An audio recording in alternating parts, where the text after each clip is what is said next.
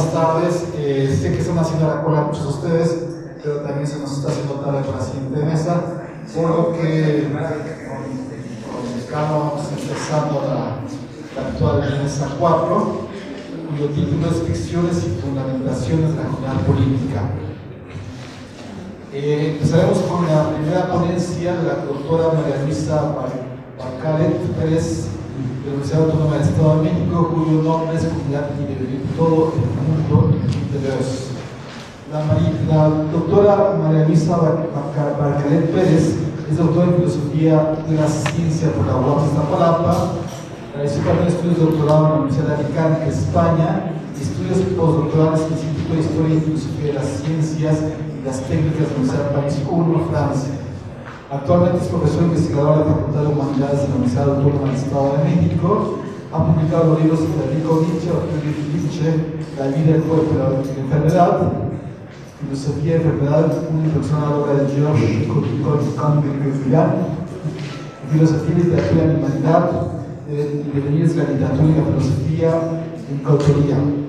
Entre sus más recientes artículos se encuentra el papel del patos en la teoría católica del conocimiento, de la crisis de la comunidad de la crisis, algunas paradojas del estar en común, en la revista de filosofía, Arete, y Michel Montaigne, Discurso y forma de vida en política de autor, y la comunidad apolítica, tensiones entre la política y lo político, de la revista Años 2014. Le cedo la palabra a la doctora María Luisa.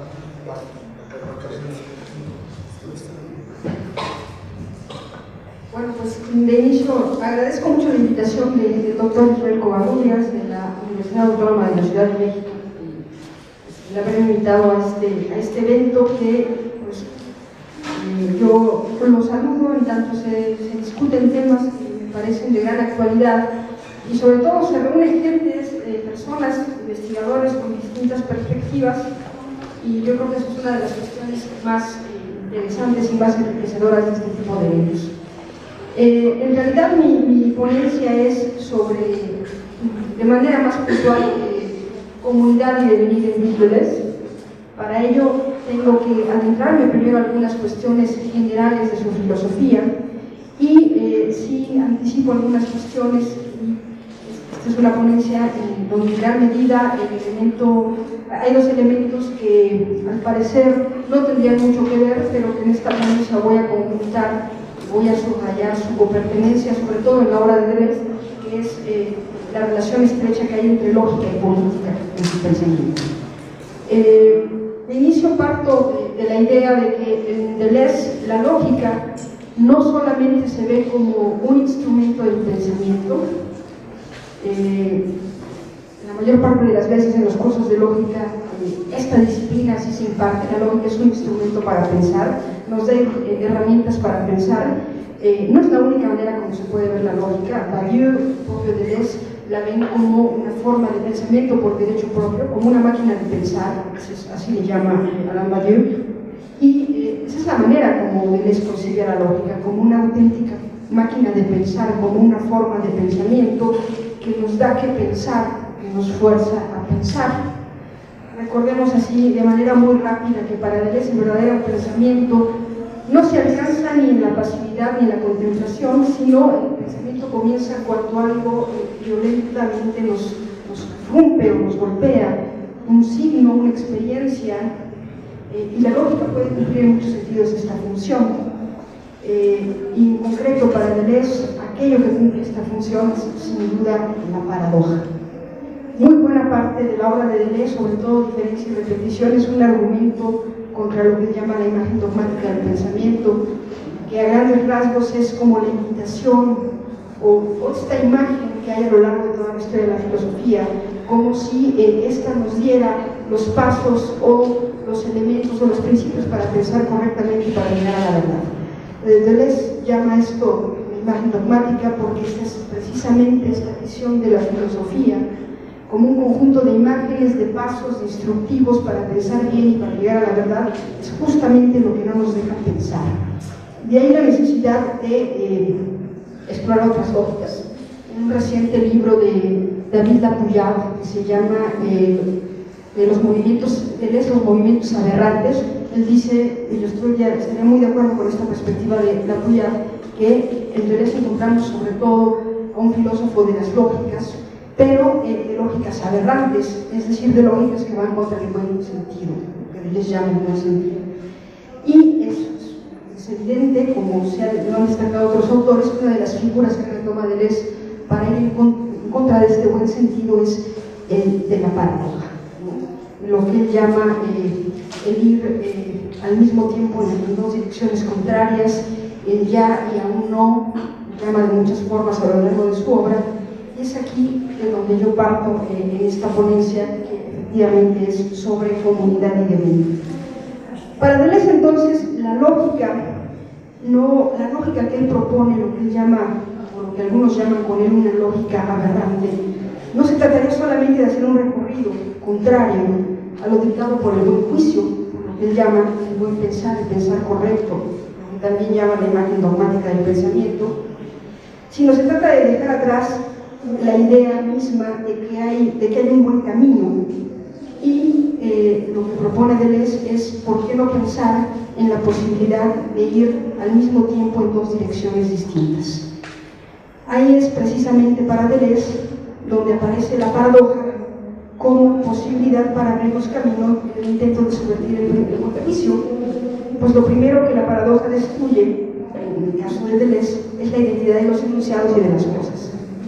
La paradoja por la que apuesta Deleuze tiene claramente un cuño estoico. Esto es importante, queda muy clara la lógica del sentido.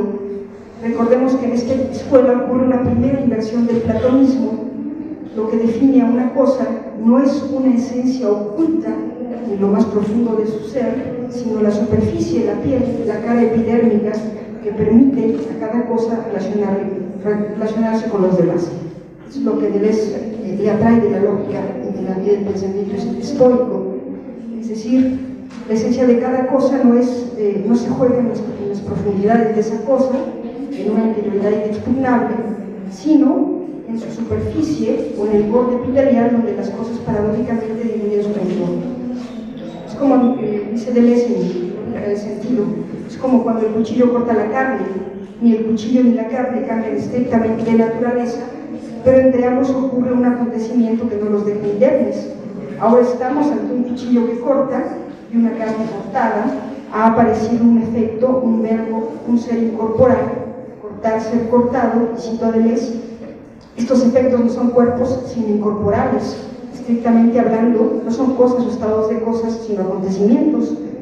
No se puede decir que existan, sino más bien que subsisten o existen con ese mínimo de ser que conviene a lo que no es una cosa, es decir, entidad inexistente. No son sustantivos ni adjetivos, sino verbos. Fin de la cita. La lógica por la que apuesta Deleuze no sería entonces una lógica basada en una concepción de sujetos puntuales que tienen propiedades, sino una lógica donde lo importante son las relaciones, los predicados, los verbos, y son estos precisamente los que definen a los sujetos. De la misma manera que cortar o ser cortado para los estoicos define a la carne y al cuchillo, o componen a la carne y al cuchillo, lo mismo pasa en la lógica deleuziana. Lo que constituye a los sujetos son sus relaciones, ese entre. Otro autor al cual se acerca Deleuze para definir una nueva lógica es a Gregory Bateson. La cercanía entre los dos es clara. Sobre todo Deleuze retoma el famoso silogismo de la hierba, que es un claro ejemplo de razonamiento que algunos calificarían absurdo, donde se privilegia más que a los sujetos puntuales a las relaciones y a los predicados, antes que a los sujetos puntuales. Si recordamos este famoso silogismo de Bateson, dice: la hierba muere, los hombres mueren, por lo tanto, los hombres son hierba. Deleuze retoma, tanto de los estoicos como de Bateson, una concepción distinta de la lógica. Una, ya no basada en sujetos claros y distintos, puntuales, sino en relaciones, en predicados, en verbos, en todo aquello que ocurre en la superficie de las cosas, pues a través de sus contornos y de su epidermis es como los acoplamientos y por lo tanto los sujetos son posibles. Estamos ante una concepción extraña los sujetos y de los cuerpos, en tanto estos ya no son unidades con una interioridad determinada, sino ahora lo que los define es su superficie, sus contornos, la manera como se relacionan y pierden sus límites. En Deleuze es finalmente el deseo, uno de los conceptos centrales, por ejemplo, en el Antiedipo y también en Mil Mesetas, es el deseo lo que constituye la incompletud de cada cosa, es decir, el hecho de que solo las cosas, los cuerpos, los objetos solo pueden ser en el entre, en la relación que los conecta con algo más.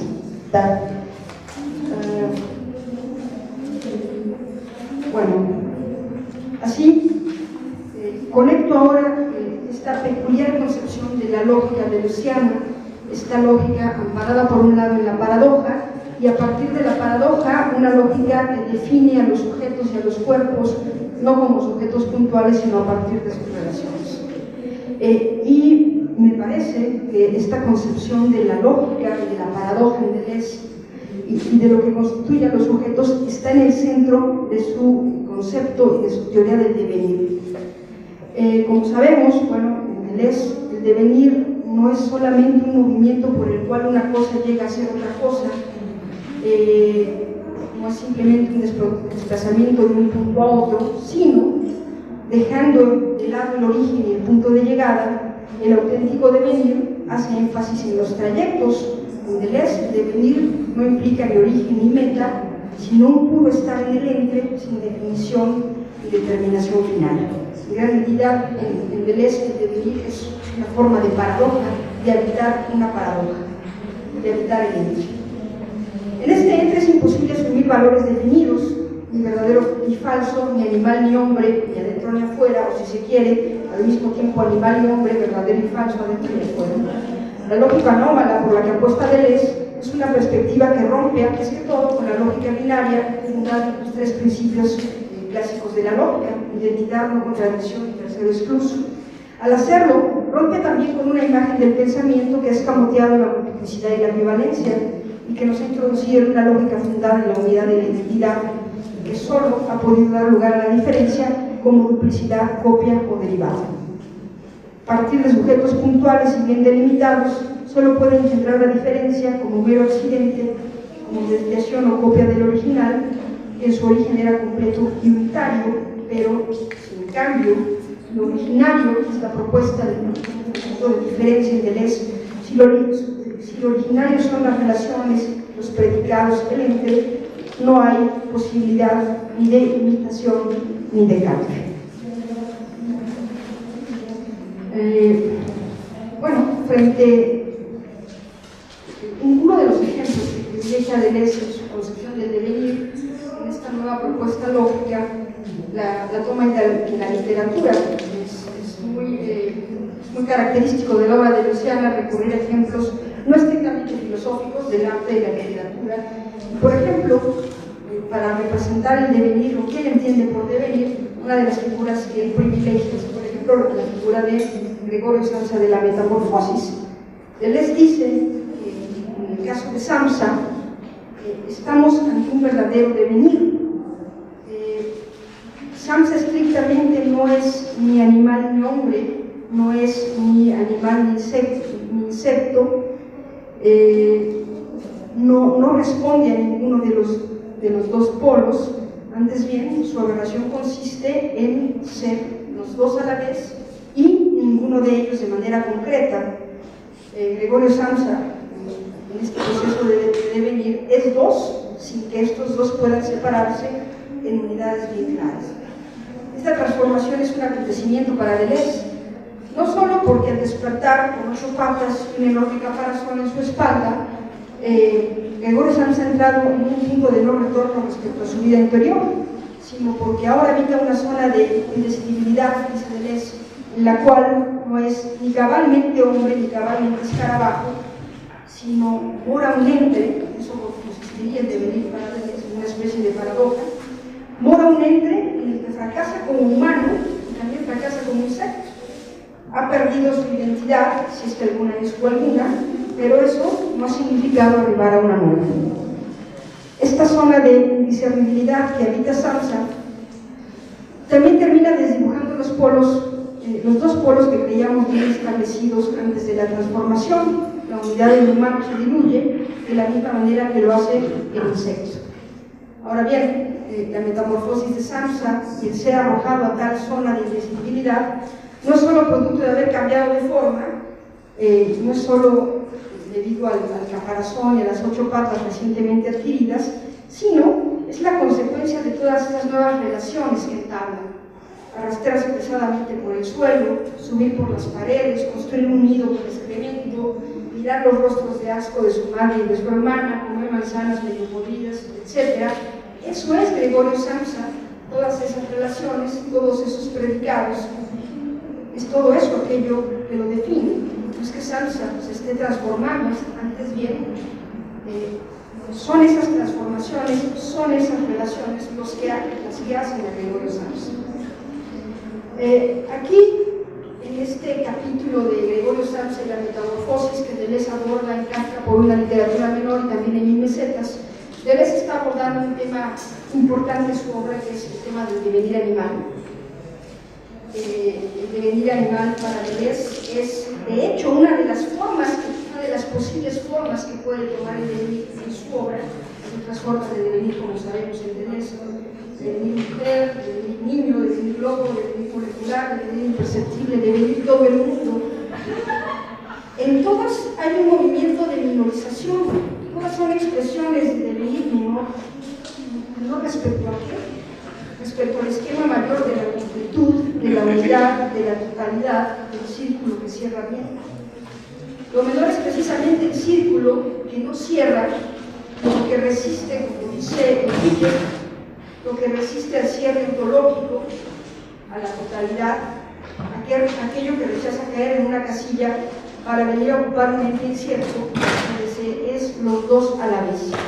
Lo menor es camuflar el cierre y la totalidad, porque lo que lo caracteriza es su incompletud y su inacabamiento, porque solo puede ser en conexión, en relación o en ajustamiento con algo más, en medio de algo, en la manada, volviéndose indistinguible con la multitud. La idea de devenir todo el mundo en Deleuze, territorializado y desterritorializado sin cesar, territorializando y desterritorializando sin parar. Voy a apurar un poco la lectura, ya tiempo encima. Bueno, Deleuze, como dijimos en un principio, duda de la existencia del buen sentido, de la buena lógica. Lo que conocemos como buen sentido, buena lógica, no son sino otras maneras de pensar, de ordenar el mundo, de hacer territorio, de codificar un cierto plan, de cantar ciertos ritmos para que el territorio suene familiar. Pero, Deleuze dice, estos cantos jamás podrán abarcar la totalidad de la tierra, pues cada acto de territorialización conlleva una consiguiente desterritorialización, es decir, una dinámica intensiva que jamás desemboca en lo estable o en la identidad. Los dos a la vez, ya y a uno. Toda lógica, todo código está destinado a marcar un territorio, pero nunca la totalidad, nunca cerrará el círculo, pues no puede abarcar en su vastedad el plano que lo sostiene, es decir, lo que llama la tierra. Sin embargo, en este afán de explorar lógicas y formas de territorialización y desterritorialización, Deleuze y Guattari se encontrarán con un caso especial, uno que abarca en gran medida la historia de la humanidad, que es lo que Deleuze llama la lógica del capital. El capital expresa para Deleuze una lógica extraña, que difiere de otras por su afán de totalidad, aspira a la totalidad de la tierra y busca enfrentar a la desterritorialización que la define, no una territorialización total, sino una desterritorialización total. Lo que distingue la manera como el capitalismo ocupa la tierra es su carácter ecuménico, su pretensión es extenderse por toda la orbe, multiplicando en ella sus flujos, conexiones, desconexiones, territorializaciones y desterritorializaciones. En este incesante flujo no busca la homogeneidad simple, sino una coincidencia funcional de las más disímiles conexiones, relaciones y códigos. En este sentido, para Deleuze, la política no puede desvincularse del deseo, es decir, de la manera como cuerpos y sujetos se constituyen en sus relaciones, conexiones, acoplamientos, territorializaciones y desterritorializaciones. El deseo hace que las cosas, los sujetos, siempre sean en exceso, llevándolos siempre a ser de otra manera, en otras cosas, conectados y desdibujados en sus relaciones, lo que les llama un devenir limitado. La lógica capitalista, en su carácter de limitación y suplantación, utiliza la misma estrategia. Usa el deseo, pero no a partir del exceso, sino precisamente a partir de lo contrario, de la falta. La lógica del capital siempre dirá: tú eres alguien en falta, te constituye el déficit, la privación y la carencia. Es decir, concebirlos como individuos eficientes es otra manera de apostar por aquello que tarde o temprano, de apostar de que tarde o temprano llenaremos esa falta. Es por ello, en el caso del capitalismo, el consumo es la principal expresión del deseo. Si lo que te define es la falta, estás obligado a llenarla en el consumo compulsivo de todo aquello que puede colmar. El éxito de la lógica capitalista no se debe entonces solamente a su carácter ecuménico, a su dinámica global de desterritorialización, ni a definir al deseo como falta. También debe su extensión y dominio a su habilidad para capturar todo código y traducirlo a sus propios intereses. Para Deleuze, el capitalismo descodifica todos los flujos, los traduce y reduce a sus intereses, los vuelve funcionales al capital y a su fluidez particular. De hecho, su pericia reside en sustituir tales códigos sin crear uno nuevo. Antes bien, crea una axiomática para mantener flujos permanentes de capital, personas, mercancías, etc. Sin embargo, como vimos en la cita anterior, no todos los flujos están decodificados y desterritorializados como para hacer imposible algún tipo de gesto político. Podría decirse que la esquizofrenia, dice Deleuze, es el límite exterior del capitalismo o el término de su más profunda tendencia, pero el capitalismo no funciona más que a condición de inhibir esta tendencia. Bueno, un poco para cerrar, el documento es mucho más largo, para cerrar. Bueno, una política que trata de burlar la red con la cual el capitalismo y el Estado tratan de axiomatizar todo acto, gesto y código sería una política fundada en algo que carece de fondo, en el acontecimiento, ahí donde no sería posible nombrar ni enumerar a los colectivos, a la comunidad. Este umbral de invisibilidad sin duda tiene que ver con habitar una zona en la cual los sujetos se desdibujan y pierden sus límites, todo lo que vimos en la primera parte, es decir, son aquello que devienen, son su devenir. Pero este devenir implica un movimiento que jamás se completa, que nunca llega a ser, círculo que jamás cierra, por ende, círculo siempre desdibujándose, trayectoria que jamás se completa. Es precisamente por este no acabamiento, por este no cierre ontológico, que todo lo indecidible está cargado de potencia. Su potencia reside en gran medida en su impotencia, pues cada vez que está por completarse, vacila, tiembla, de sobra, descamina, se desfonda, hace un guiño con la incertidumbre y la indeterminación. En este punto, Deleuze, en consonancia con lo que dice Agamben, diría que la política no estaría por ello tan alejada del arte, en tanto la maestría es precisamente combinar potencia e impotencia. Esta obstinación en la duda, en el vacilamiento, en el temblor de la mano, de la maestría que se alcanza a golpes de potencia y de impotencia, de la obra que se completa a costa de no completarse, es un rasgo de aquello que Deleuze llama las máquinas de guerra y que se caracterizarían por este no acabamiento, por este vacilar que les permitiría tomar este u otro escudo, este u otro nombre, son aquello que se identifica con lo ya y aún no. Deleuze sabe bien del carácter paradigmático de aquellos para quienes escriben, un pueblo sin voz y sin forma, que ya está ahí pero que aún no llega. Dice Deleuze, se escribe en función de un pueblo por venir y que no tiene un lenguaje. Crear no es comunicar sino resistir. Hay una liga profunda entre los signos, el acontecimiento, la vida y el vitalismo. Las máquinas de guerra, para cerrar, las máquinas de guerra de la escala de Deleuze estarían precisamente pensando en estas entidades anómalas que no pueden asumir ninguna identidad, que no pueden pertenecer a ninguna comunidad establecida. Comparten estas máquinas de guerra un rasgo de impropiedad, una especie de escamoteo a toda esencia. Los márgenes, las singularidades, las minorías Serían otras tantas experimentaciones con lo indecible, con lo impropio, en el intento de quebrar la lógica del buen sentido, que para de vez se conecta con la lógica del Estado y del capital, desde un límite exterior frágil e imperfecto, es decir, nos hablaría de trazos temblorosos, inciertos, pero cargados de potencia y oportunidad.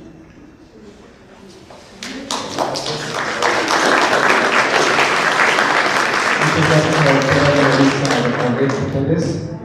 A continuación tenemos otra discusión sobre el autor francés que nos propone el maestro Carlos López Ocampo. La ponencia se llama Entre ficción, ruptura y efectividad, la comunidad política en Rancière. Carlos Francisco López es candidato a doctor en filosofía por la UNAM. Sus líneas de investigación son la política y la estética, y prepara su tesis doctoral sobre la noción de comunidad y sujeto político en Rancière. Participó recientemente en el proyecto coordinado por el Grupo de Investigación Cine y Filosofía, Poéticas de la Condición Humana, específicamente en la entrevista realizada por el filósofo francés Jacques Rancière en febrero de 2014. Ha realizado estancias de investigación en la Universidad de París 3 y es traductor profesional de francés en español. Le cedemos la palabra al maestro Carlos Francisco López.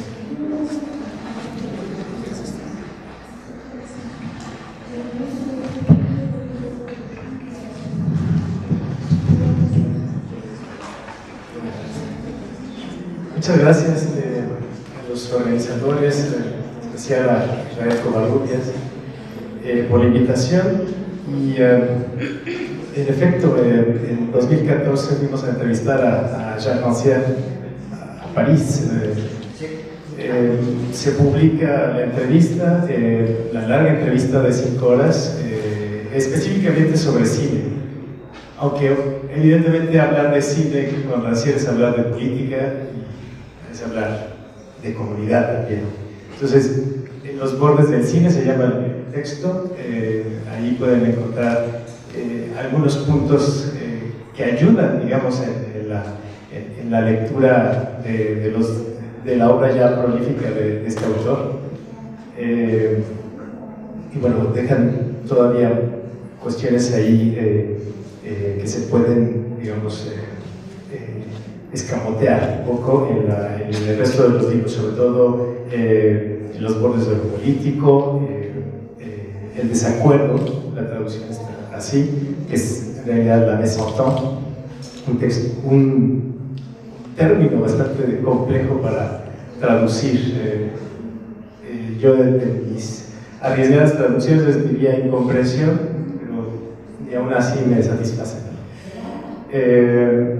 Pero bueno, voy a hablarles ahora de qué hay con la comunidad de Rancière, qué hay con esa ficción que parece que es el punto ahí de salida de un pensamiento sobre la comunidad aporética, que es un tema que ya hemos estado, o que ya ha estado sobrevolando desde la mañana en este coloquio, y que, bueno, habría que puntualizar unas cosas. Rancière ha sido pues criticado por sus correcciones. Este libro que organizó con sus alumnos Althusser en 1975, y que es determinante para toda una generación, del 68 por supuesto, ¿no? Y va a llevar ahí a una pregunta que yo le hice sobre el riesgo que presentaba, que podría presentar la política en los términos de Rancière.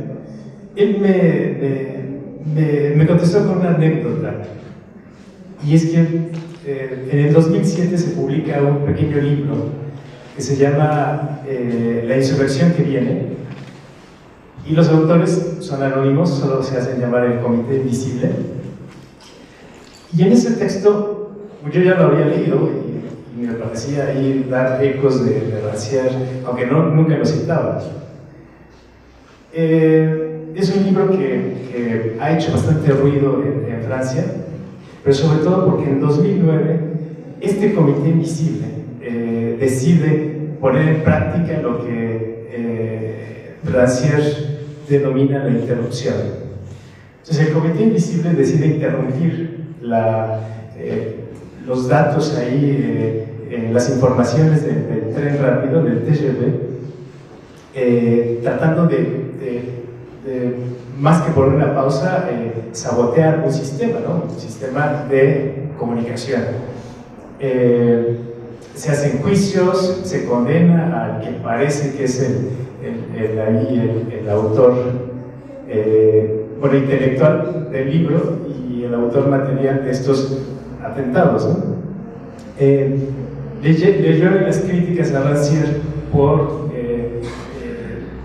porque resulta que este autor pues fue alumno de Rancière. Entonces le preguntan, obviamente que no en el término judicial, ¿no? No había ninguna acusación contra Rancière. Y bueno, si lo hubiera, ya estaríamos preocupándonos muchos de los que intentamos escribir filosofía, ¿no? Si los efectos de los textos, si esos efectos uno es culpable, ¿no? Bueno, Rancière se sorprende porque en realidad en ninguno de los textos está decir, bueno, hay esta guía, hay esta forma de hacer la emancipación, hacer la revolución, interrumpir, digamos, el sistema capitalista, ¿no? Eso no existe para nada en Rancière, y los que se hayan acercado a los textos no me dejarán mentir. De hecho, más bien son las preguntas, ¿no? Rancière, ¿a qué hora actúas? Solo dices que, bueno, hay política cuando hay ruptura, cuando hay interrupción, pero nunca aclaras muy bien hacia dónde va eso, ¿no? Hacia construir una sociedad más justa, hacia construir una sociedad más plural. Evidentemente no es así lo que está en el pensamiento de Rancière, ¿no? Entonces, bueno, este contexto, digamos, ¿no? Un filósofo que intenta justamente decir, bueno, yo no tengo respuestas, y sin embargo hay un grupo que se lanza, ¿no? Se lanza y irrumpe. ¿Hasta dónde va a llegar esa irrupción? Bueno, pues ese es el camino que sigue una sociedad, que sigue un grupo, imposible de determinar. Entonces, bueno, esto como el contexto en el que ubicamos a este autor, ¿no? De 70 años, les repito, muy prolífico, da entrevistas a todos, a aquellos que se las pidan. Y aquí me interesa entonces ver con ustedes esta importancia que tiene para él la ficción en la comunidad, y que, insisto, puede ser el pensamiento que dé salida a esta concepción aporética de la comunidad. Voy a leer las notas que traje, y en algunos puntos haré algunas aclaraciones para aligerar un poco la voz. La saturación y el desgaste de la comunidad, nos dice Derrida, generan fisuras por donde emergen rasgos de violencia que dan paso a otras formas de estar en común.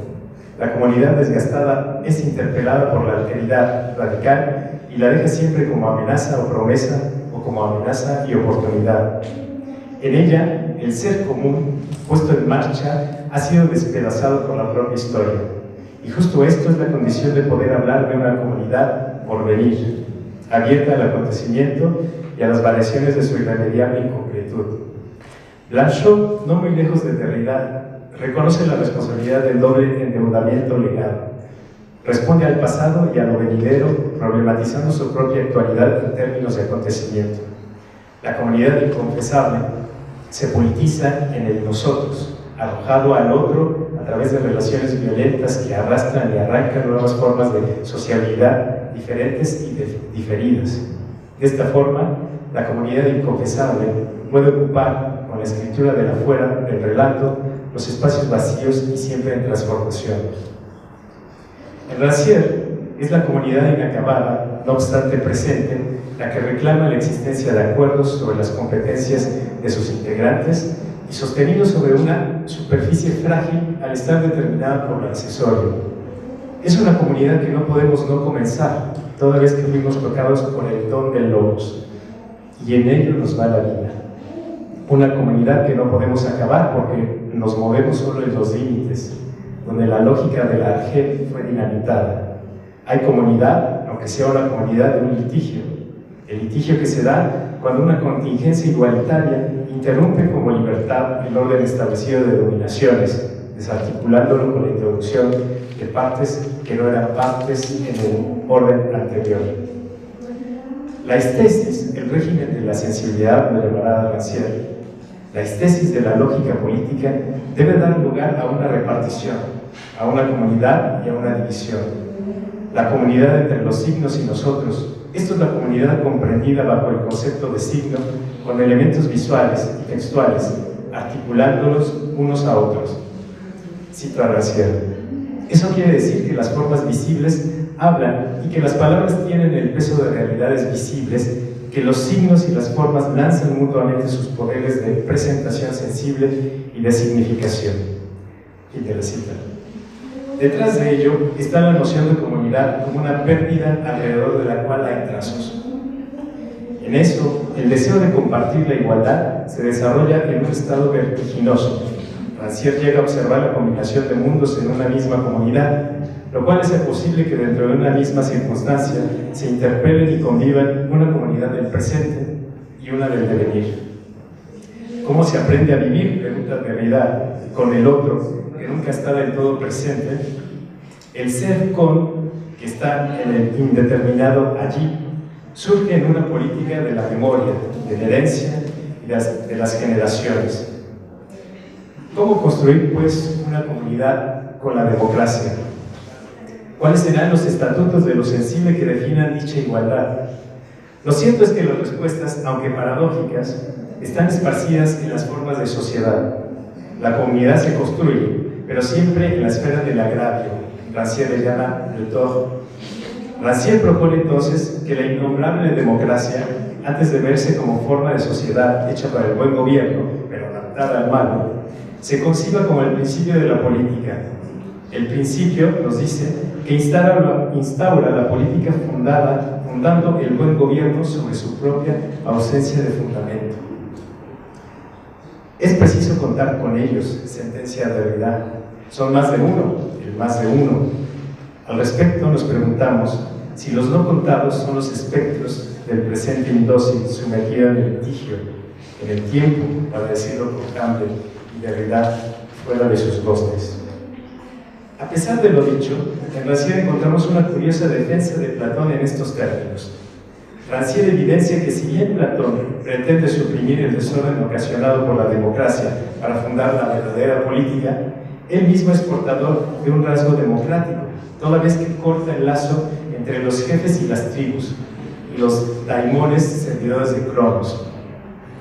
Y para hacer funcionar el gobierno de los sabios con autoridad sobre los ricos, los ignorantes y los pobres, como es el propósito de la República, se necesita, según Rancière, un título que lo legitime, y el único que queda es un título anárquico, un título a gobernar que no es más importante que al de ser gobernados. Por su parte, y para fundamentar la constitución de la ciudad y sus competencias, Aristóteles toma de su argumento lógico acerca de la relevancia del todo frente a la parte, en tanto es el primero quien determina la función del segundo. De la composición de la ciudad en tres clases, donde decíamos que la virtud del demos es su paradójica libertad. Este demos, por ejemplo, no está conformado por los esclavos, pertenece al demos, lo dice Rancière, aquel que no es tomado en cuenta, aquel que no tiene palabra para hacerse entender. La queja, la denuncia, el vituperio, son algunas de las formas de hablar cuando no se tiene el derecho a hacerlo. En la Ilíada, cuando Polidamante le espeta a su hermano Héctor su ausencia de derecho a hablar por ser parte del demos, se queja Polidamante y además hace algo que no le corresponde hacer, hablar justamente. Y Polidamante no es para nada un esclavo. La figura del pueblo no está, por tanto, necesariamente identificada con los pobres. Son, nos dice Rancière, la gente que no cuenta, aquellos que no tienen título para ejercer el poder de la ARGEL, sin título para ser tomados en cuenta. La democracia está, por tanto, desvinculada de la idea de representatividad, anteriormente fundadora de la ecuación democracia-parlamentarismo. Hay una disrupción al interior de lo sensible que provoca un extrañamiento consigo mismo. La alteración logra irrumpir en una operación salvaguardada policialmente. Como la timocracia para la aristocracia, la democracia es demasiado avariciosa para la comunidad. Ella incendia la cuenta de la otra. La democracia es aquello que incendia la idea de comunidad. Ella es su impensable. En la democracia, el cuerpo es tratado de forma desigual. Unas partes se cubren, otras se exhiben, ninguna es igual de útil a la otra, pero todas, y aquí está un presupuesto de fórmula, se someten al principio de la justicia del todo. La superioridad se arruina cuando hay que explicar a los inferiores la razón de su inferioridad.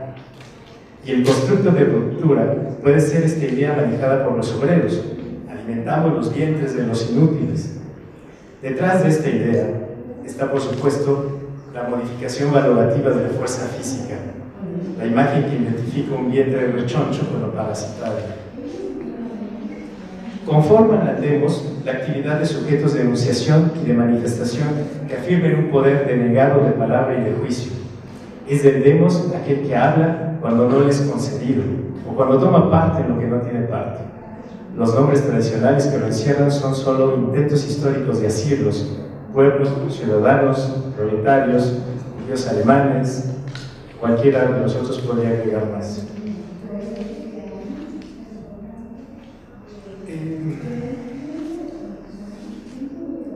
La sucesión temporal de las comunidades corresponde paralelamente a los cambios en la repartición de lo sensible. Observamos los cambios de regímenes, las variaciones en las formas de comunicación, reconocimiento de derechos, lo mudable de los gustos culinarios, mobiliarios o de vestimenta, y frente a esto, la tentación ante la exigencia intelectual de hallar sus razones es grande en extremo. La tendencia común empieza por establecer la cadena causal que une los cambios, aunque el problema estriba en querer y creer. En un cierto sentido lógico, cuando nos asegura Rancière, nada bajo el sol obedece ni al encadenamiento causal ni a la necesidad. No hay necesidad, no hay para nada necesidad histórica, confieso. Para Rancière, los cambios sucesivos en los sistemas sensibles son solo asunto de actuar humano, y en consecuencia, no es posible ver en él los trazos y avances en la consecución de un fin. En el actuar humano, la moneda de cambio es lo emergente, los equívocos, las escenas de discrepancia, todo aquello que Christian Rubin, uno de sus colegas más jóvenes y crítico, todo ello Rubin lo engloba en el concepto de interrupción, que ya les comentaba al inicio al hablar del tema del tren. De esta manera, los órdenes de lo sensible introducen cuestionamientos que ponen en duda la supuesta naturalidad y necesidad de sus predecesores. Una actual repartición de lo sensible se separa radicalmente de la que le precede, dando un sentido evolutivo que no pocas veces va ligado a la toma de conciencia. Sin embargo, el calificativo más adecuado para los sucesivos sistemas de lo sensible tiene que ver más con la idea de contingencia que con la idea de necesidad. Emancipaciones, tomas de conciencia, progresos, todo ello supone una estructura arbitraria y contingente de los órdenes sociales sensibles. Tenemos, pues, la posibilidad de identificar una idea de historicidad en los cambios de las estructuras sensibles, cuyas reglas, y las hay, tienen más parecido a la variación dispersa que al avance consecutivo y aventajado que las revoluciones esperan brindar a sus generaciones. El concepto de historia en Rancière presenta un estatus que se extiende, esta vez a nivel discursivo. El que la historia siga unas veces el guión del actuar de las masas, otros de los usos del poder o el de los descubrimientos científicos y técnicos, obliga a hacer una lectura de los modos de visibilidad que están detrás de los diferentes tipos de representaciones. Con nuevos registros sensibles, la vida de los anónimos deja de permanecer en lo oculto, al tiempo que se obtura el orden anterior de las presencias, para así ofrecer una correspondencia visible al nuevo discurso. La disposición de las concepciones sobre el mundo, las cuales no pueden escapar a las determinaciones de su sistema sensible, es lo que va a finalmente funcionar como esta posibilidad de decir, bueno, existe una comunidad, hay una ficción que la sostiene, o veamos como ficción el hecho de construir una idea de lo común a partir de enlazar dos cosas que por sí solas no tienen nada en común. Es decir, es fundamental y es serio la cuestión de ficción en Rancière. Nosotros lo podemos ubicar en todos los textos que son sobre estética, por ejemplo los de cine, la fábula cinematográfica, donde, bueno, la idea del cine como un arte que finalmente se puede desprender de las exigencias de contar una historia, de simplemente agarrar la cámara al estilo Zigaberto y a ver qué aparece en la calle. Bueno, eso es posible siempre y cuando ya haya una ficción, ¿no?, que diga, esta cosa que es una cámara se una a esta cosa que es un, no sé, 50 o 100 metros de celuloide, que tiene que decir algo en 2 horas máximo. Porque si tarda más de 2 horas, eso ya no va a funcionar. Entonces, la ficción dice todo eso. La ficción dice cuánto tiempo debe de durar una conferencia, cuánto tiempo debe de prepararse un profesor. La ficción dice la autoridad que tienen los padres sobre los hijos. Entonces, por eso es la seriedad que identifica el Rancière. Entonces, hablar de ficción es hablar de cosas serias. Y es lo que hace que en una sociedad nos parezca que, bueno, mientras que nosotros hablamos de incendiar las comunidades, pues allá afuera se estén pagando impuestos, ¿no? Entonces, bueno, esta es la postura de las concepciones sobre el mundo afincadas en la ficción. Nuestra postura cuando proponemos hablar de una comunidad inacabada se alimenta de una distinción entre la comunidad inoperante de Nancy y la comunidad de los iguales de Rancière. La comunidad inacabada o siempre en construcción reclama la existencia de acuerdos sobre las competencias de sus integrantes, pero sostenidos sobre una superficie frágil al estar determinada por lo accesorio. Es una comunidad que no podemos no comenzar, decíamos. Una comunidad que no podemos acabar porque nos movemos solo en los límites, donde la lógica de la fe fue dinamitada. Por ejemplo, cuando Roberto Espósito, que ya veíamos en la conferencia de Hugo, del tratamiento, cuando Roberto Espósito se conduce sobre la convicción de ver que el problema no es que la comunidad siempre se dé de manera defectiva, es que no es más que comunidad del defecto. La idea que sobrevuela es, por un lado, la de un agravio consustancial a la comunidad, es decir, la regida por particiones y cuentas. Decimos, bueno, todo se cuenta, pero evidentemente en la cuenta hay cosas que se quedan fuera. Y la otra idea es la comunidad vulnerable. Hay política si la comunidad de la capacidad argumentativa y la capacidad metafórica es, no importa cuándo, y por el acto de no importa quién, susceptible de devenir. Finalizando esta idea de comunidad de Rancière, voy a ir anotando, más bien diciendo las anotaciones que tengo aquí sobre las definiciones de política. Bueno, ya redondear el texto. Así, la política hace presencia en los momentos de convulsión de sistemas de lo sensible.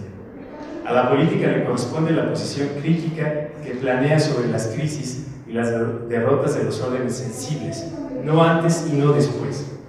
Digamos que hay irrupción y después viene una inserción de una comunidad, pero eso para Rancière ya no es política, es policía, ¿no? En el sentido, sí, un poco Foucaultiano.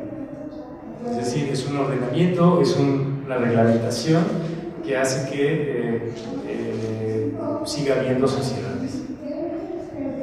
La política consiste para Rancière en reconfigurar la repartición de lo sensible que define lo que tiene en común una comunidad, en introducir allí sujetos y objetos nuevos, en hacer visible lo que no lo era y en lograr que se oigan como dotados de palabra los que antes solo eran considerados como animales ruidosos.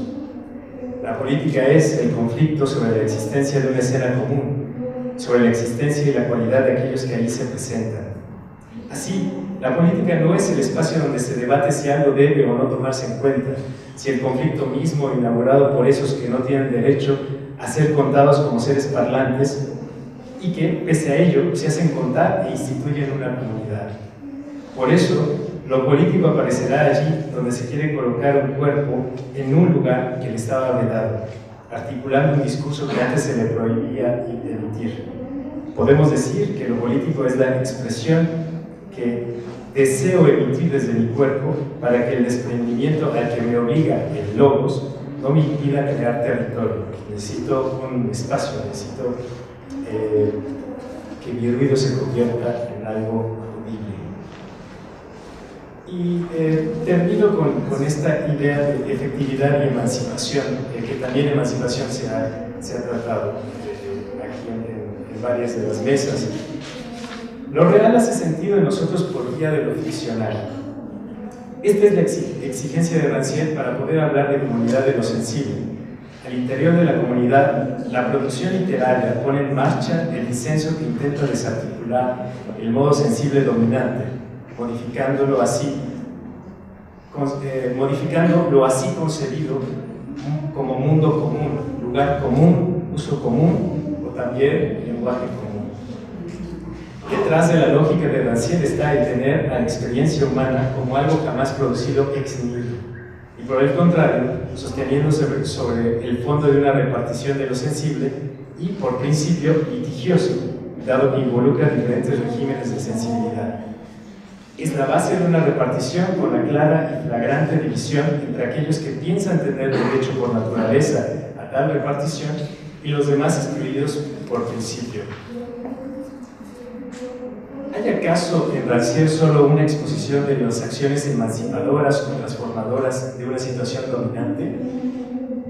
¿O hay apertura para toda una serie de rasgos de ruptura emancipatorios? Viene muy al caso lo que él encuentra en sus 10 años de reclusión en los archivos obreros. El ejemplo de los obreros en el siglo XIX está desarrollado en La Noche de los Proletarios.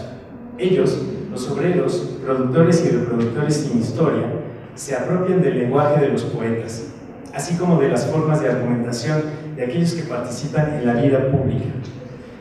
Nos dice Rancière, para comprender lo que está en juego en la emancipación, sería necesario hacer añicos la repartición de las disciplinas.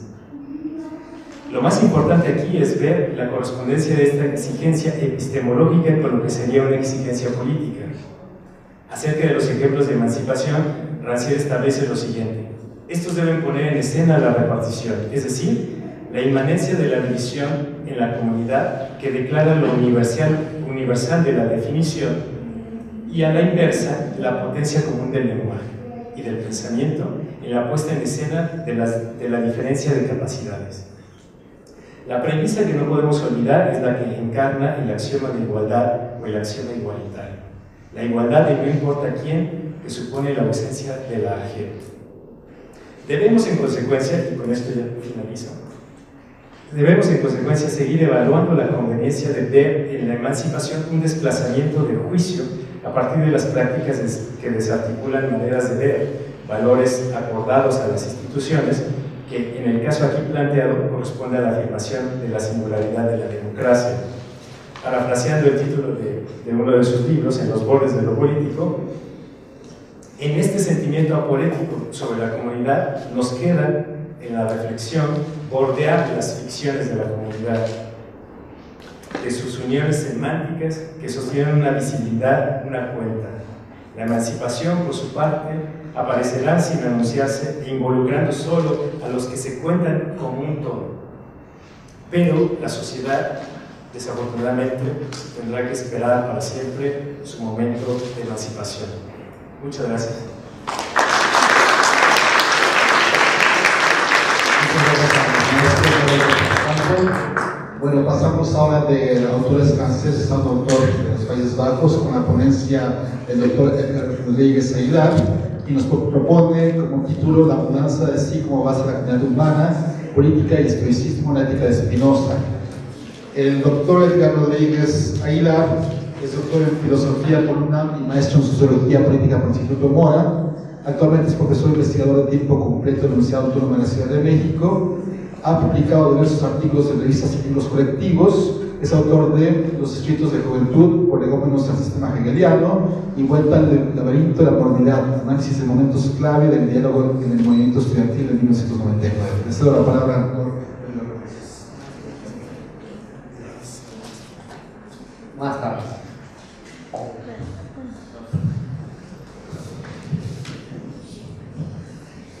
La mudanza de sí como base de la comunidad humana, política y estoicismo en la ética de Spinoza.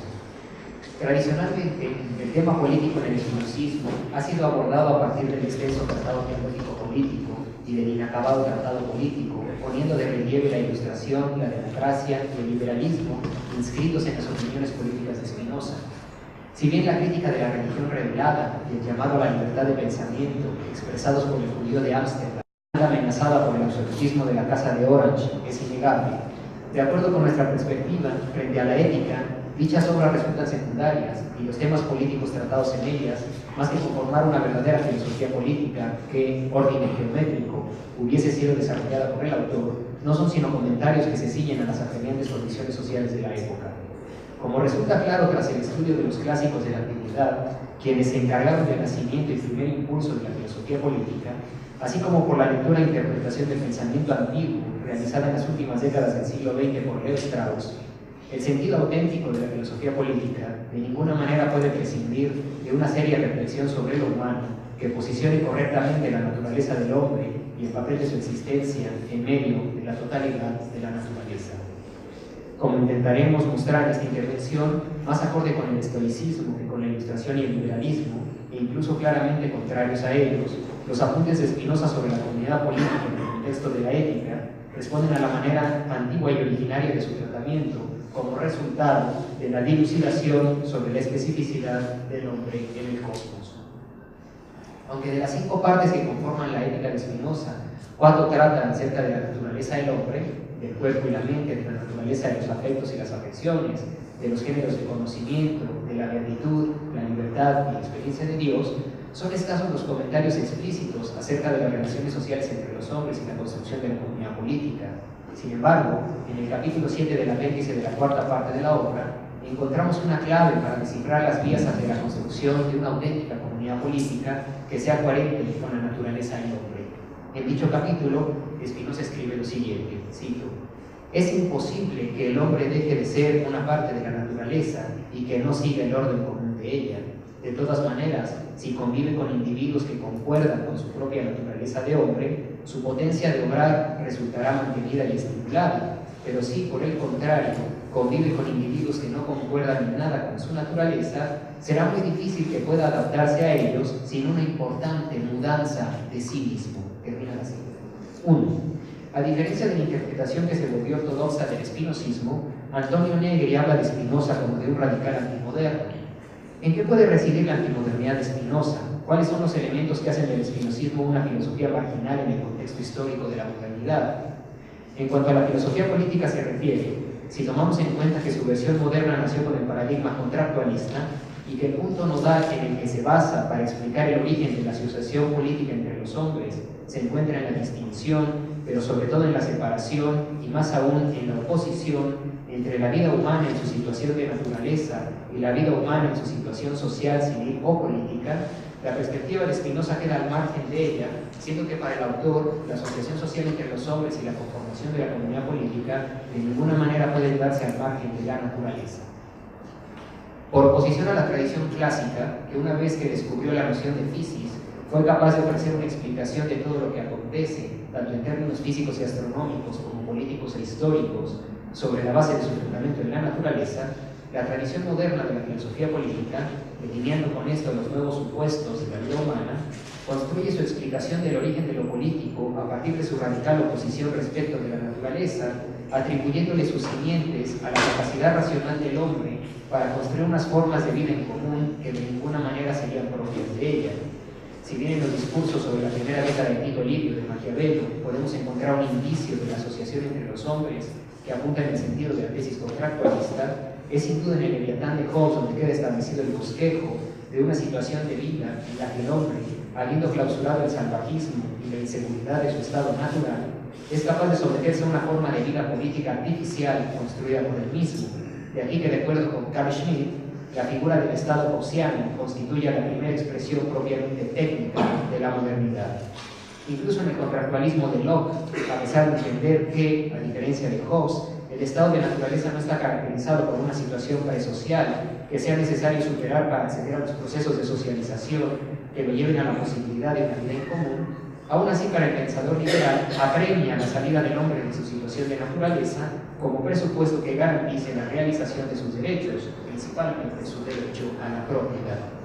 Es claro que la constante del pensamiento moderno a partir del siglo XVI y en adelante, es decir, a lo largo del desarrollo histórico en el que se consolidan los pilares de la modernidad, a saber, la ciencia en el sentido de la aplicación técnica del conocimiento al servicio de la transformación de la naturaleza y el capitalismo, está el llamado urgente a la emancipación del hombre respecto de su parte natural.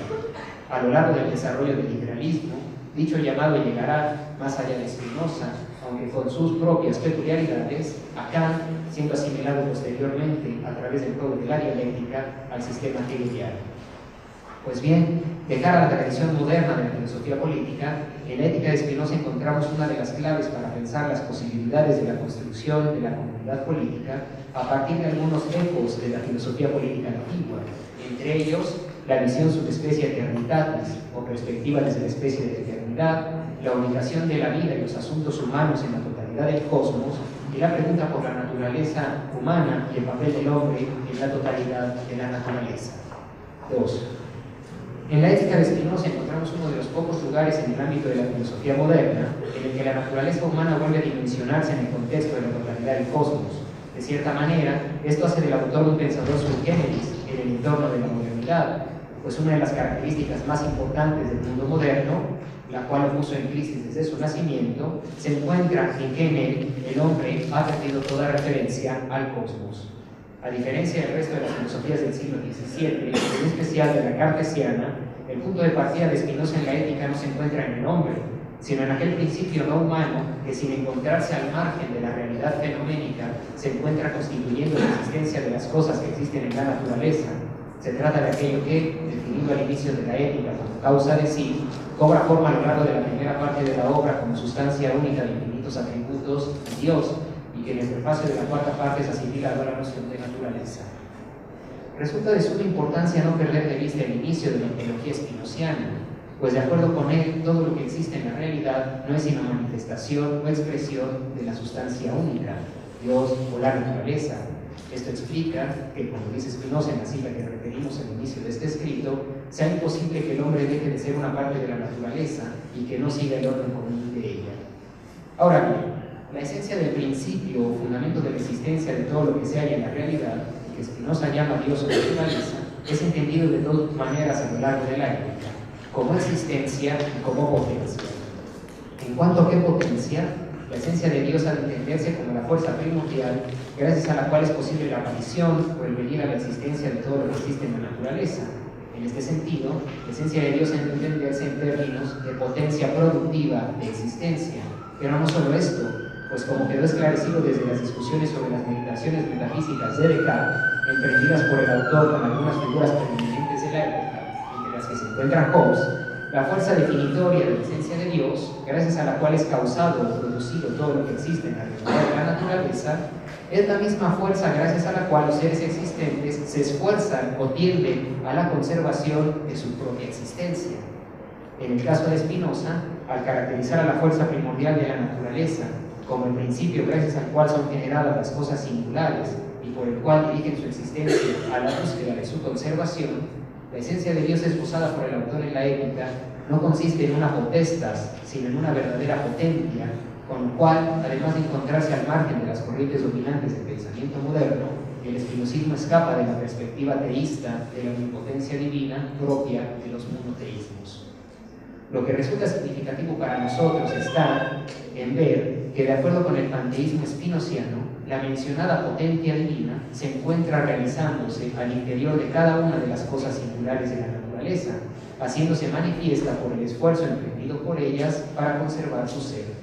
Esto lleva a Spinoza a afirmar que la virtud de cada cosa se encuentra en el esfuerzo realizado por ella para conservar su existencia, de acuerdo con aquello que define y en lo que consiste su propia naturaleza, lo cual indica que el único sentido posible inscrito en la existencia de los entes de la naturaleza, es decir, aquello solo en virtud de lo cual se justifica su presencia en el mundo y dota de sentido a las formas, comportamientos y acciones de su vida singular, se encuentra en la afirmación de su existencia concretizada en el esfuerzo emprendido por ellos para conservar su ser. En el caso del hombre, resulta importante entender en qué consiste en sentido más propio su esencia, o en otros términos, qué es lo que define su naturaleza, para así avanzar en la comprensión de qué es lo que los diferencia del resto de los seres singulares, a pesar de compartir con ellos la afirmación de su existencia y el hecho de orientarse en esta hacia la búsqueda de su propia conservación. Para Spinoza, el hombre es una modificación de la sustancia única que da expresión a esta bajo los atributos de la extensión y el pensamiento, es decir, que se trata de un cuerpo que se encuentra en unidad con el alma, esto es, de un cuerpo que está unido y no solo relacionado a una capacidad de pensamiento y por lo tanto a una vida bajo la guía de la razón. Es bajo estas condiciones existenciales que el hombre se esfuerza en cada instante por afirmar su existencia buscando su propia conservación.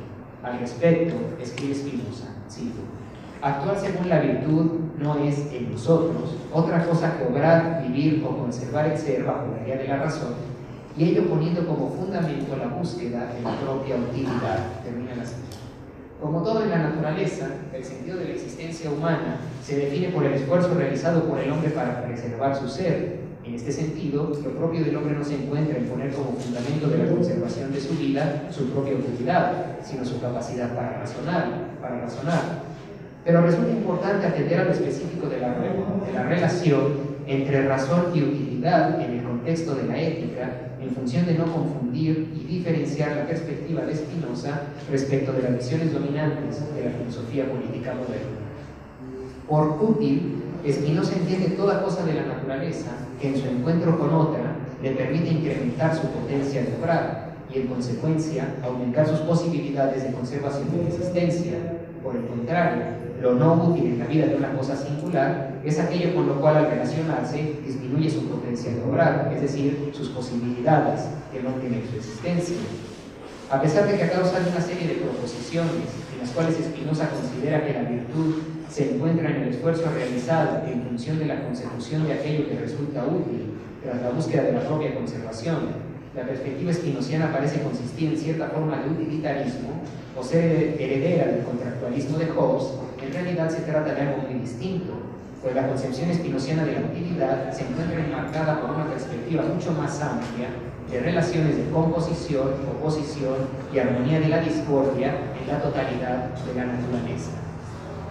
Tanto desde la perspectiva de Hobbes como desde la de Spinoza, podemos afirmar que resulta útil aquello que concuerda con la naturaleza de una cosa en función de un aumento de su potencia y de la formación de una potencia mayor. En lo que respecta al hombre, esto supone que el resultado de la sociabilidad está en la conformación de una potencia que supera las acotadas posibilidades de conservar la existencia de manera individual. De aquí que, de acuerdo con Spinoza, cito, nada es más útil al hombre que el hombre, pues nada pueden desear los hombres que sea mejor para la conservación de su ser que el concordar todos en todas las cosas, de suerte que las almas de todas formen como una sola alma y sus cuerpos como un solo cuerpo, esforzándose todos a la vez cuanto puedan en conservar su ser y buscando todos a una la común utilidad. Termina la cita. La unión de los cuerpos en uno solo, gracias a cuya unidad se garantice la conservación de la vida como resultado de un cálculo racional entre los hombres que tiene a la base la pasión del miedo a la muerte, fue descrita de manera muy acabada en el Leviatán una década antes de la redacción de la Ética.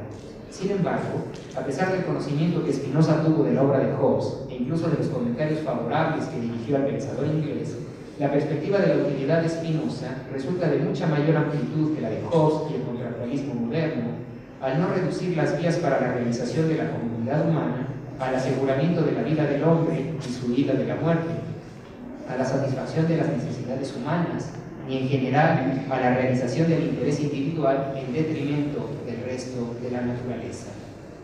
En el espinosismo, la unión social entre los hombres, que lleva a la conformación de una potencia mayor expresada como comunidad política, no tiene a la base un cálculo racional cuya finalidad sea la búsqueda del beneficio individual, pues Spinoza entiende que lejos de esforzarse por desaparecer o transformar aquello que no le es útil, el hombre se esfuerza por hacer suyas las posibilidades para hacer compatible en la mayor medida posible su ser singular con la vida de la totalidad. Y esto lo hace a través de su esfuerzo por comprender de manera correcta y adecuada a la naturaleza. Si bien, al igual que el resto de los seres de la naturaleza, el hombre realiza su virtud buscando las vías para su conservación, esto no lo hace a través de cualquier tipo de medios, siendo indiferente a ellos, pues la naturaleza del hombre no es pensada por Spinoza a la manera de Maquiavelo o Hobbes, sino que lo hace solo a través de ideas adecuadas acerca de la naturaleza de las cosas. Sí, no puede decirse, escribe Spinoza, en absoluto, que el hombre obra según la virtud en la medida en que es determinado a hacer algo por el hecho de tener ideas inadecuadas, sino solo en la medida en que está determinado por el hecho de entender. Termina la cita. ¿Qué significa conocer la naturaleza de las cosas a través de ideas adecuadas en el espinosismo como rasgo característico del entendimiento humano en tanto que parte de la potencia de la naturaleza?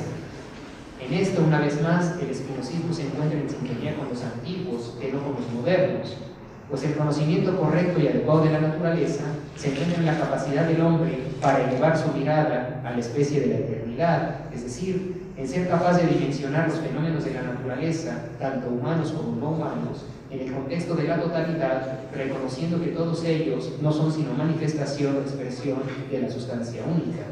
Es decir, que para Spinoza, lo útil en la vida del hombre consiste sobre todo en el conocimiento de Dios, esto es, de un ser absolutamente infinito y sin el cual nada puede ser ni ser concebido.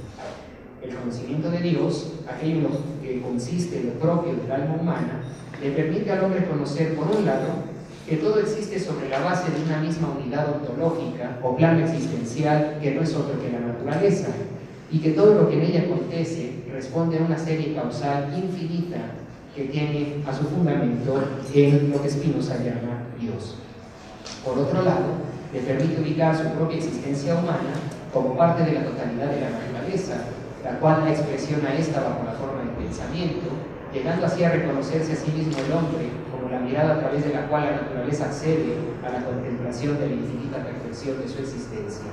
Por último, su acercamiento a la naturaleza a través del conocimiento desde la perspectiva de la eternidad le permite al hombre reconocer que, concebida mediante ideas adecuadas, en la naturaleza de las cosas no hay lugar para las oposiciones, las contradicciones ni la negatividad, pues su ser no responde sino a la afirmación absoluta de existencia en la que consiste la esencia de Dios, y que toda oposición, contradicción y malestar no son sino resultado del carácter limitado y pasional con el que el hombre se acerca a las cosas externas a él, toda vez que no ha emprendido el esfuerzo necesario para realizarse en tanto que el ser humano que es, atreviéndose a vivir su vida bajo la guía de la razón. Como se puede ver, en el espinosismo, la realización del humano se encuentra más allá de los límites del humano mismo. En la medida en que el hombre es capaz de conocer mediante ideas adecuadas la naturaleza de las cosas, va aceptando en mayor medida los acontecimientos externos a él, siendo coherente con lo propio de su esencia, pues la ampliación de sus capacidades existenciales en dirección de la totalidad no es otra cosa que ser coherente con aquello que lo hace humano, en tanto que ser abierto al todo. Pero dicha realización del humano, la cual se encuentra necesariamente a la base de la construcción de una vida en común entre los hombres que se comparta de manera auténtica, precisa del constante esfuerzo emprendido por cada uno de ellos por realizar una mudanza o transformación de sí que los lleve a convertirse en lo que Spinoza denomina varón de ánimo fuerte y que caracteriza de la siguiente manera, cito: el varón de ánimo fuerte considera ante todo que todas las cosas se siguen de la necesidad de la naturaleza divina y por ende sabe que todo cuanto piensa ser molesto y malo y cuanto le parece inmoral, correcto, injusto y deshonroso obedece a que su concepción de las cosas es indistinta, mutilada y confusa, y por esta causa se esfuerza sobre todo por concebir las cosas tal como son en sí, y por apartar los obstáculos que se oponen al verdadero conocimiento, tales como el odio, la ira, la envidia, la irrisión, la soberbia y los demás de este estilo. Y de esta suerte se esfuerza, cuanto le es posible, por obrar bien y estar alegre. Termina la cita. Pues bien, en este varón de ánimo fuerte, que lejos de buscar el aumento de su potencia en su unión con aquellos hombres con quienes concuerda su naturaleza, en detrimento de aquellos con quienes no, así como en la transformación de la naturaleza no humana en función de su propio beneficio, se esfuerza por vivir bajo la guía de la razón, emprendiendo una mudanza de sí con el objetivo de expandir sus capacidades existenciales y así componer o hacer concordar su singularidad con la vida de la totalidad. En él se encuentran depositadas las posibilidades para la conformación de la auténtica comunidad política. Pues, a decir de Spinoza, cito, los hombres solo concuerdan siempre necesariamente en naturaleza en la medida en que viven bajo la guía de la razón. Termina la cita. Recibiendo los ecos de la manera antigua de pensar los presupuestos para la vida buena y verdadera en común, en el contexto de la ética, Spinoza sugiere que el requisito indispensable para que el hombre componga su potencia individual con la del resto de los hombres en función de la conformación de una potencia mayor que les dé acceso a una vida digna y llena de gozo y felicidad en la que puedan compartir la admiración por lo que existe, realizando así lo propio de su humanidad, se encuentra en el constante esfuerzo realizado por él en vistas a superar la inmediatez de su individualidad y el carácter acotado de su punto de vista particular en virtud de una visión comprensiva de la totalidad de lo que es. Solo mediante la mudanza de sí emprendida por los hombres en función de lograr una vida bajo la guía de la razón, es posible que concuerden a partir de lo mejor de ellos mismos, es decir, de aquello en lo que propiamente consiste su naturaleza y que es el presupuesto para la conformación de formas de vida en común que se compartan de manera auténtica. De lo contrario, de la unión social entre los hombres no resultaría más que la conformación del espacio de posibilidad para la realización de sus intereses individuales, tan particulares y faltos de plenitud como distanciados de la totalidad.